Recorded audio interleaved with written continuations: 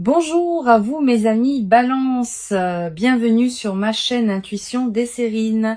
J'espère que vous allez bien. Allez, on va commencer tout de suite. Chut, reste là, ne bouge pas. Ce que tu es sur le point d'entendre, très peu de gens sont prêts à le recevoir. Non pas parce que c'est compliqué, mais parce que la plupart des gens passent leur vie à courir tellement vite qu'ils n'entendent plus les murmures de leur propre âme. Toi, tu t'es arrêté, tu es là. Et ce simple fait raconte déjà quelque chose de profond sur l'endroit où tu en es dans ton parcours. Je vais te confier quelque chose que je perçois, et je te demande de ne pas chercher à l'analyser tout de suite. Laisse-le simplement entrer, comme une goutte de pluie chaude sur une terre assoiffée. Ce que tu appelles ta souffrance est en train de se transformer, pas de disparaître, de se transformer. Et la différence entre les deux est immense. Quand quelque chose disparaît, il ne laisse rien derrière lui. Quand quelque chose se transforme, il devient autre chose. Quelque chose de plus riche, de plus profond, de plus utile. Et c'est exactement ce processus qui est à l'œuvre dans ta vie en ce moment. La douleur que tu as portée, les épreuves que tu as traversées, les nuits lourdes et les matins gris, tout cela n'est pas en train de s'évaporer comme si rien ne s'était passé. Tout cela est en train de devenir le terreau d'une nouvelle réalité. Et cette nouvelle réalité, laisse-moi te la décrire parce que je la sens avec une netteté qui me surprend moi-même. Imagine un forgeron. Il prend un morceau de métal brut, informe, terne. Il le plonge dans le feu. Le métal rougit. Il souffre de la chaleur. Il perd sa forme initiale. Tout observateur extérieur pourrait croire que le métal est en train d'être détruit. Mais le forgeron sait. Il sait que ce passage par le feu est le seul chemin vers la lame, vers la beauté, vers la fonction, vers la puissance. Sans le feu, le métal reste un bloc inutile. Avec le feu, il devient une épée, un outil, une œuvre d'art. Tu es ce métal. Et le feu que tu as traversé n'était pas une punition, c'était une forge. Ce que Intuition des sirènes perçoit pour toi en cet instant, c'est que tu arrives au moment où le forgeron retire la lame du feu. Le métal est encore chaud, il rougeoie encore, mais la forme est là. La trempe est faite, il ne reste plus qu'à polir et à révéler l'éclat qui était caché sous la surface rugueuse. Il y a un mot que je voudrais installer entre nous comme une lanterne dans la nuit.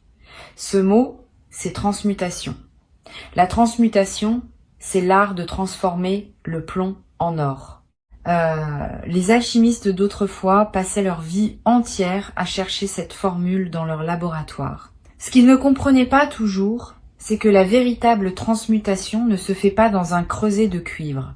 Elle se fait dans le cœur humain. Dans ta capacité à prendre une souffrance et à en extraire de la sagesse. À prendre une perte et à en tirer une liberté. À prendre un effondrement et à y trouver le socle d'une reconstruction plus solide. Et toi, sans même le savoir, tu es un alchimiste. Tu l'as toujours été. Chaque épreuve que tu as traversée, tu ne l'as pas simplement subie, tu l'as traversée. Ce verbe est important. Traverser, c'est entrer par un côté et ressortir par l'autre, c'est ne pas rester coincé au milieu. Et si tu es là aujourd'hui, en train d'écouter ces mots, c'est la preuve vivante que tu as traversé chaque tempête. Pas une seule ne t'a englouti. Pas une seule ne t'a gardé prisonnier. Tu es toujours ressorti. Peut être abîmé, peut être fatigué, mais debout, toujours debout. Et cette capacité à te relever, encore et encore, n'est pas un hasard. Ce n'est pas de la chance. C'est une force qui vit en toi et qui est bien plus ancienne que les circonstances de ta vie actuelle. C'est une force d'âme, une résistance du cœur, un refus profond, viscéral, de laisser la nuit avoir le dernier mot. C'est cette force-là qui a préparé le changement dont je vais maintenant te parler. Parce que le changement qui arrive n'est pas un accident.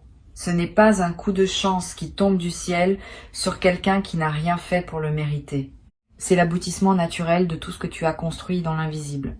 Chaque fois que tu as choisi la gentillesse quand tu aurais pu choisir la colère. Chaque fois que tu as tendu la main quand tu aurais pu fermer le poing.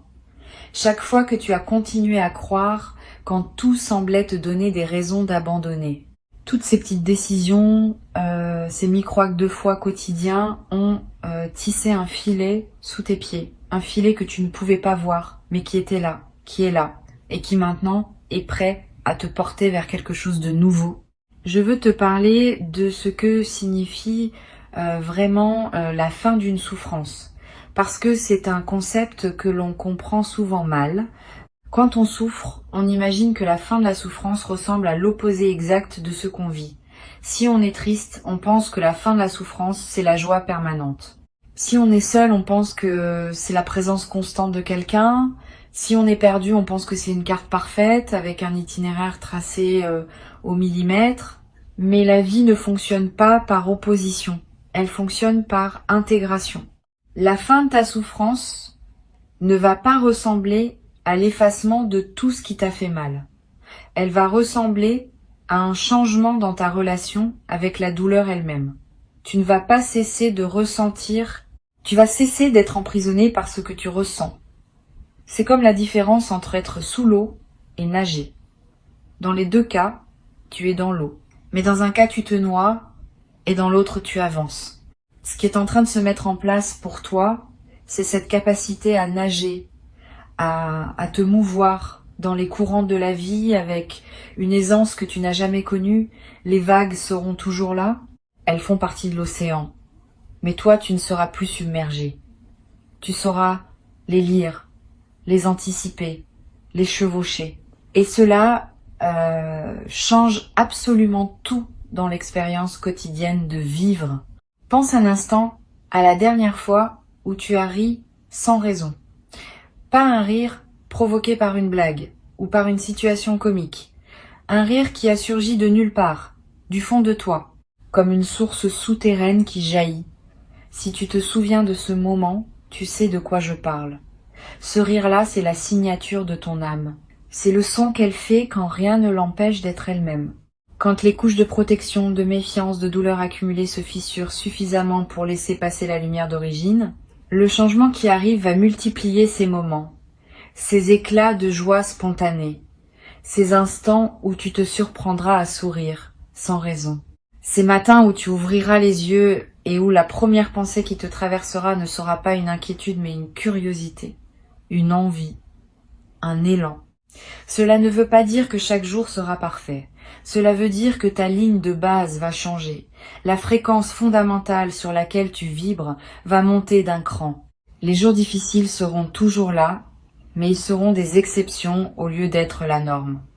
Et surtout, tu auras les ressources intérieures pour les accueillir sans qu'ils te détruisent. Je veux maintenant te parler de quelque chose que peu de gens remarquent quand ils sont en pleine transition. C'est ce que j'appelle la réorganisation silencieuse. Quand un grand changement se prépare dans ta vie, les premiers signes ne sont pas spectaculaires. Ils sont subtils, presque imperceptibles. C'est un goût différent dans ta bouche le matin. Une envie soudaine de ranger un tiroir que tu n'avais pas ouvert depuis des mois. Un livre qui t'attire sans que tu saches pourquoi. Une musique qui te fait pleurer alors qu'elle ne t'avait jamais touché auparavant. Un besoin nouveau de silence. Ou au contraire, un besoin soudain de mouvement, de sortir, de respirer un air différent. Ces micro-signaux ne sont pas anodins. Ce sont les premiers tremblements d'un continent intérieur qui se déplace. La tectonique de ton âme est en mouvement. Et comme les plaques tectoniques de la Terre, ces mouvements sont lents, profonds et irréversibles. Quand un continent bouge, il ne revient pas en arrière. Quand ton âme se déplace vers une nouvelle position, elle ne recule pas. Observe ces signes avec tendresse. Ne les juge pas. Ne cherche pas à les expliquer. Contente-toi de les accueillir comme les messagers d'un printemps que tes yeux ne peuvent pas encore voir, mais que ton corps et ton intuition ont déjà détecté. Tu sais, il y a une intelligence dans le corps humain qui dépasse de loin tout ce que le cerveau peut concevoir. Ton corps sait des choses que ta tête ignore et réagit à des fréquences que ton mental ne peut pas capter. Et en ce moment, ton corps te parle. Il te dit, à sa manière, que quelque chose de beau se prépare. Peut être que tu le sens dans tes épaules qui se détendent légèrement, peut être dans ta respiration qui devient un peu plus profonde sans effort, peut être dans un appétit qui change ou dans un sommeil qui se modifie. Ton corps se prépare à accueillir une version de toi que tu n'as pas encore rencontrée. Fais-lui confiance. Il est ton allié le plus fidèle dans cette transformation. Il y a un aspect de ce changement que je veux aborder avec toi et c'est peut être le plus délicat. C'est la question du mérite. Quelque part en toi, il peut être une voix qui murmure que tu ne mérites pas que les choses s'améliorent, que tu as fait trop d'erreurs, que tu as blessé des gens, que tu as pris des mauvaises décisions, que tu as gaspillé du temps, de l'énergie, des opportunités. Et cette voix, elle peut être même des arguments convaincants, des souvenirs précis, des preuves accablantes. Mais cette voix confond deux choses. Elle confond la responsabilité et la condamnation. Être responsable de ses erreurs, c'est sain, c'est mature, c'est nécessaire. Mais se condamner soi-même à une souffrance perpétuelle à cause de ses erreurs, ce n'est ni sain, ni juste, ni utile. La vie n'est pas un tribunal. Elle n'émet pas de sentence définitive. Elle offre des cycles, des renouvellements, des secondes chances, des troisièmes chances, des centièmes chances. Parce que la vie comprend quelque chose que le mental humain a du mal à saisir.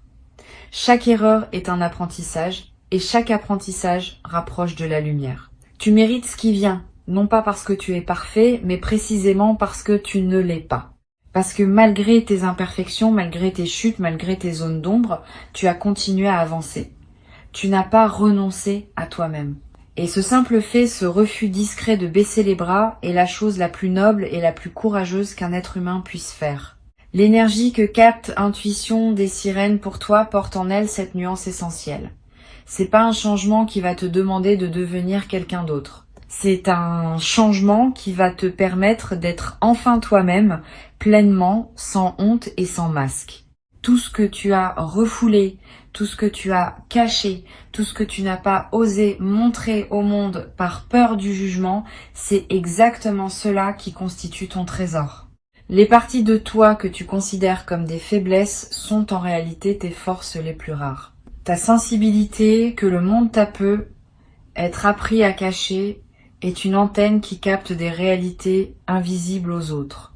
Ta profondeur émotionnelle qu'on t'a peu être reprochée est la raison pour laquelle tu comprends les gens mieux qu'ils ne se comprennent eux-mêmes. Ta tendance à tout ressentir intensément, que tu as peu être vécu comme un fardeau, est en réalité un don. Et ce don est sur le point de trouver sa place dans le monde, sa vraie place. Pas celle que les autres ont définie pour toi, pas celle que la société attend de toi. Ta place à toi. Celle qui a la forme exacte de ton âme. Je perçois quelque chose de très spécifique. Quand je me connecte à ton énergie, c'est comme si tu avais passé des années à essayer de t'adapter à un monde qui n'était pas calibré pour toi. Comme si tu avais essayé de jouer une partition écrite pour un autre instrument, tu as fait de ton mieux. Tu as essayé d'en tirer une mélodie acceptable. Mais au fond de toi, tu sentais que le son n'était pas juste, que quelque chose manquait, que tu n'étais pas à ta place. Ce sentiment ne venait pas d'un défaut en toi. Il venait du fait que tu jouais la mauvaise partition. Et ce qui change maintenant, c'est pas toi.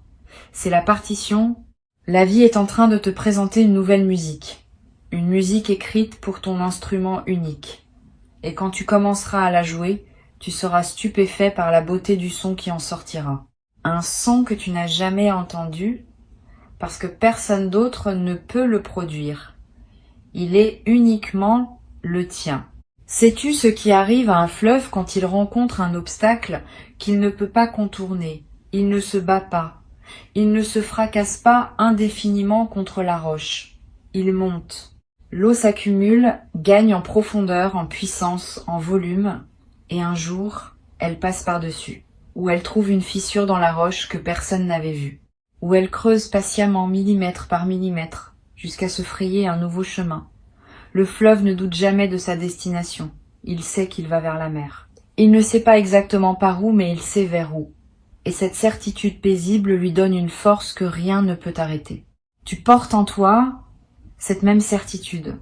Peut être qu'elle est enfouie, peut être qu'elle est recouverte de couches, de désillusions et de fatigue, mais elle est là. Cette conviction sourde, presque animale, que ta vie va quelque part de beau, que tout ce que tu traverses te rapproche de quelque chose qui mérite d'être vécu. Et voici un aspect de cette transformation que je trouve particulièrement fascinant.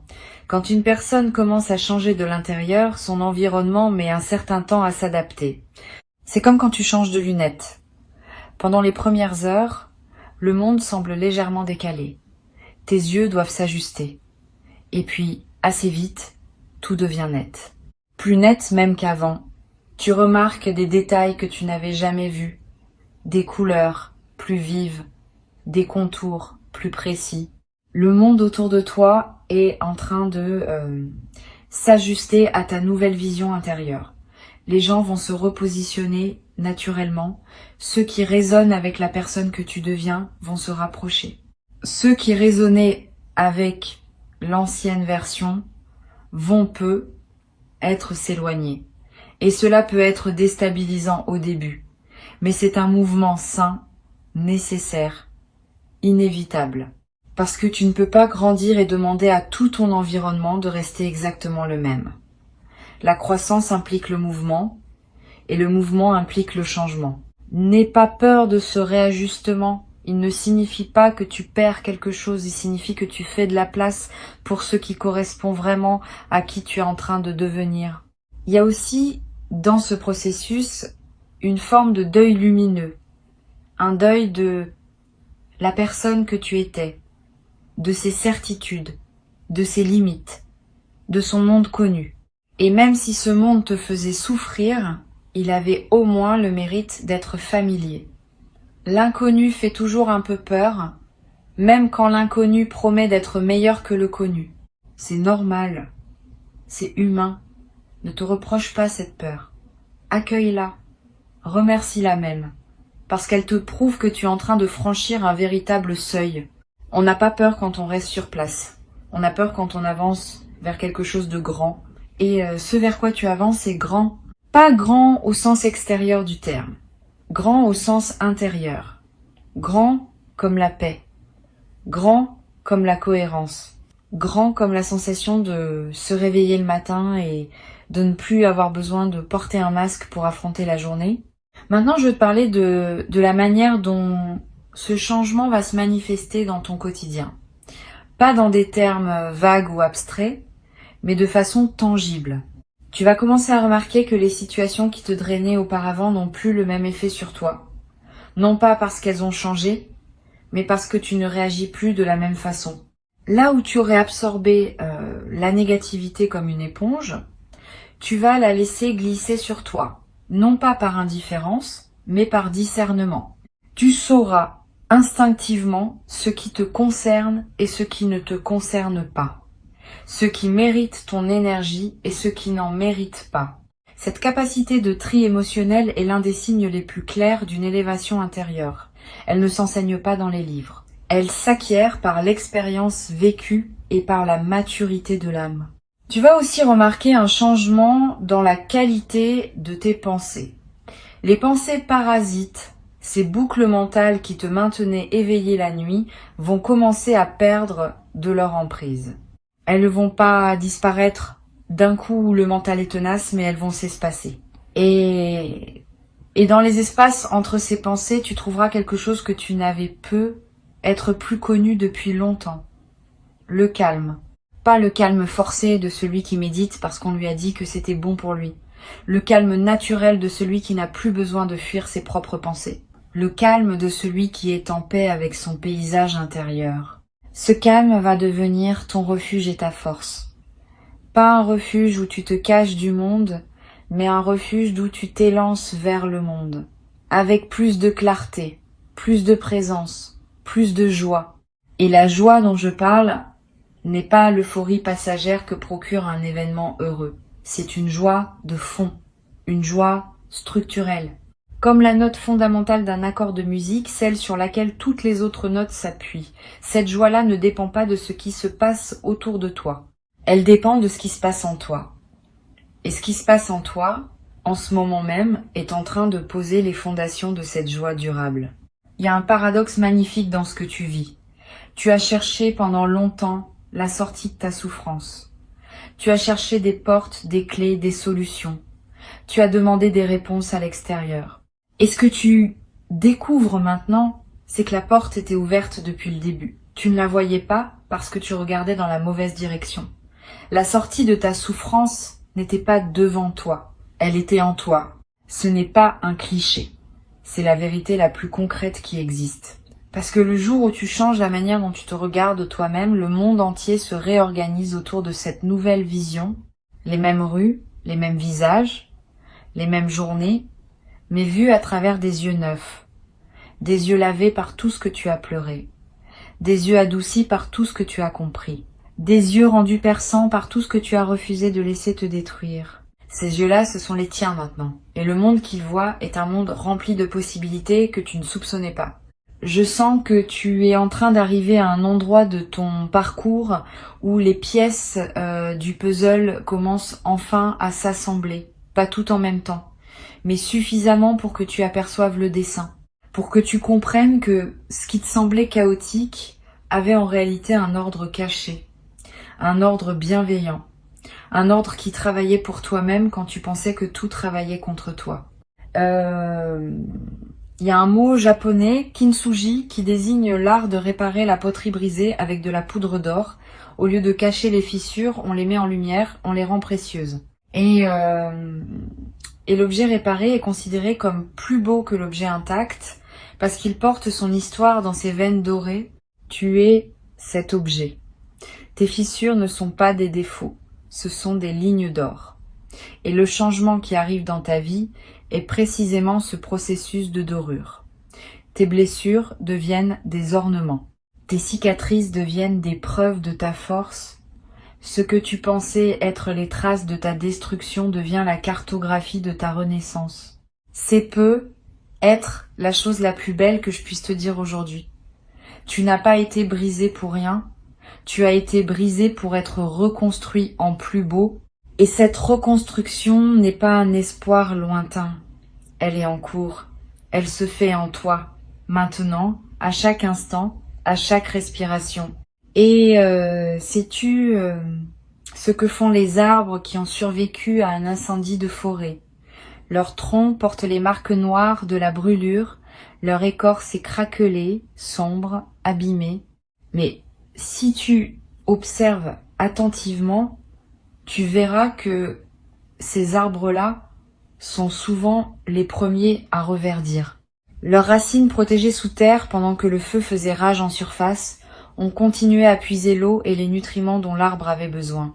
Et quand le feu s'éteint, ses racines envoient une sève nouvelle, plus vigoureuse encore qu'avant, parce que le sol autour d'elle a été enrichi par les cendres. Le feu qui semblait destructeur a en réalité fertilisé la terre. Tes racines à toi sont intactes. Elles l'ont toujours été. Quoi que tu aies traversé en surface, quelle que soit l'intensité du feu qui a balayé ta vie, la partie la plus profonde de toi n'a jamais été atteinte.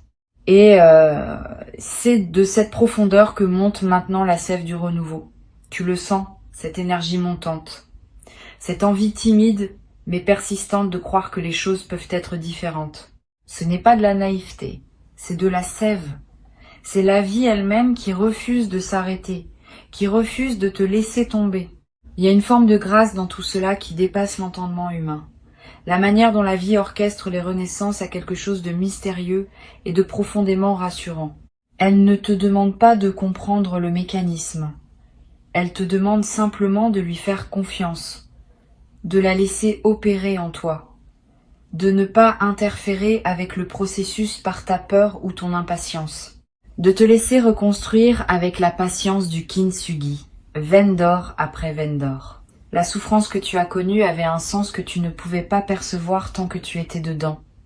C'est comme essayer de lire un livre en ayant le nez collé contre la page. Tu ne vois que des lettres floues, sans lien entre elles. Mais dès que tu prends du recul, les mots apparaissent. Les phrases se forment. Et l'histoire se révèle. Tu prends ce recul maintenant. Et l'histoire de ta vie commence à se lire d'une manière qui te coupe le souffle, Non pas parce qu'elle est tragique, mais parce qu'elle est belle. Parce qu'elle a une cohérence que tu ne soupçonnais pas. Parce que chaque chapitre, même les plus douloureux, a contribué à te rendre capable de vivre ce qui vient. Et ce qui vient, je te le répète, est à la mesure de ce que tu as traversé. L'univers a cette forme de justice poétique. Il ne te donne pas le bonheur que tu n'aurais pas su reconnaître.